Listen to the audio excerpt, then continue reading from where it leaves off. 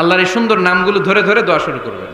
ডাকবেন ইয়া রহমান, আমার সাথে সাথে পড়েন ইয়া রহমান, ইয়া রহিম, ইয়া গফুর, ইয়া গফফার, ইয়া সত্তার, ইয়া রাজ্জাক। আল্লাহর এই সুন্দর নামগুলো ধরে ধরে যদি ডাকেন, ওই দোয়া কবুল হওয়ার সম্ভাবনা বেশি না কম? আরো জোরে বেশি না কম? এরপরে দোয়ার মাঝখানে যদি চোখের পানি ফেলতে পারেন, ওই দোয়া কবুল করে নেয় কে?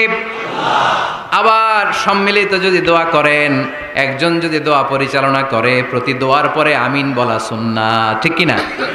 যিনি দোয়া পরিচালনা করে তিনি যদি বলে আল্লাহুম্মা হাসিবনা হিসাবান ইয়াসীরা, এটা বলার পরে আমরা সবাই কি বলবো? আমিন। দোয়া যখন শেষ তখন হাত দুটো দিয়ে চেহারাটা মাসে করা সুন্নাত। করেন তো আপনারা? কানা রাসূলুল্লাহি সাল্লাল্লাহু আলাইহি ওয়াসাল্লাম ইযা রাফা ইয়াদাইহি ফিদ দুআ লাম ইয়াহুত্তাহুমা ইল্লা মাসাহা বিহিমা ওয়াজহা। আল্লাহর